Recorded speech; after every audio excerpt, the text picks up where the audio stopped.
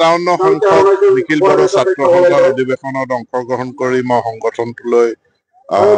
শুভেচ্ছা জ্ঞাপন কৰোঁ আৰু ইয়াত আমি ভাৰতবৰ্ষৰ বৰ্তমান তিনিটা বিশেষ ক্ৰছ ৰোডত আমি আছো এটাটো হ'ল যে বিকশিত ভাৰতৰ ফালে যাত্ৰা আমি এটা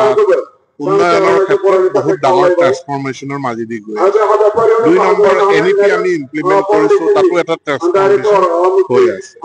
3 নম্বৰ মানৱ জাতি হিচাপে পৃথিৱীজুৰি যি টেকনলজি শিফট হৈছে আৰ্টিফিচিয়েল ইন্টেলিজেন্সে যেনেকৈ আমাক প্ৰভাৱিত কৰিছে তাতো আমি এটা ট্ৰান্সফৰমেশ্যনৰ মাজত আছো আৰু এই ট্ৰান্সফৰমেশ্যনৰ পৰ্যায়ত আমি নলেজ আৰু স্কিল এই দুইটাক ইন্টিগ্ৰেট কৰা দুইটাক কম্বাইন কৰিব পাৰিলেহে আমাৰ ইউথ এম্পাৱাৰ্ড হ'ব আৰু তাৰ কাৰণে মই মুকলি আহ্বান জনাইছো যে স্কিলক এডুকেশ্যনৰ এটা ইন্টিগ্ৰেল পাৰ্ট কৰি ল'বৰ কাৰণে আৰু ইয়াত মই ইনষ্টিটিউশ্যনখনলৈ বাট চাই থাকিব নালাগে শিক্ষকলৈ বাট চাই থাকিব নালাগে ষ্টুডেণ্টৰ পৰাই ইনিচিয়েটিভ হ'ব লাগে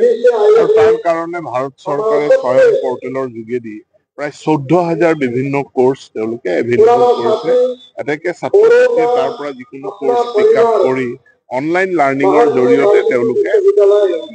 নলেজ প্লাছ স্কিল দুয়োটাই আয়ত্ত কৰিব পাৰে সংখ্যক অধিৱেশনলৈ মোৰ শুভেচ্ছা জ্ঞাপন কৰিছোঁ আৰু মই আজি অধিৱেশনত ইয়াত উপস্থিত হ'বলৈ পাই মই আনন্দিত মই বডোফা উপেন্দ্ৰনাথ ব্ৰহ্মলৈ মোৰ শ্ৰদ্ধাঞ্জলি জ্ঞাপন কৰিছোঁ নিখিল বড়ো ছাত্ৰ সন্থা সমগ্ৰ পৃথিৱীৰে বিভিন্ন ছাত্ৰ সংগঠনৰ কাৰণে এক অনুপ্ৰেৰণামূলক সংগঠন নিৰবিচ্ছিন্নভাৱে বড়ো জাতিৰ লগতে সমগ্ৰ ছাত্ৰ সমাজৰ উন্নয়নৰ কাৰণে নিখিল বড়ো ছাত্ৰ সন্থাই কাম কৰি আহিছে তেওঁলোকৰ অধিৱেশনৰ সফলতা কামনা কৰিছোঁ এডুকেশ্যন লৈ কনক্ৰিট কৰা হৈছে ইউথসকলৰ কাৰণে কি কৈছে এডুকেশ্যনৰ কাৰণে হয় ইয়াৰ কাৰণে মানে ইউথ মানে ষ্টুডেণ্টৰ কাৰণে নিশ্চিত মই কম ইয়াত অংশগ্ৰহণ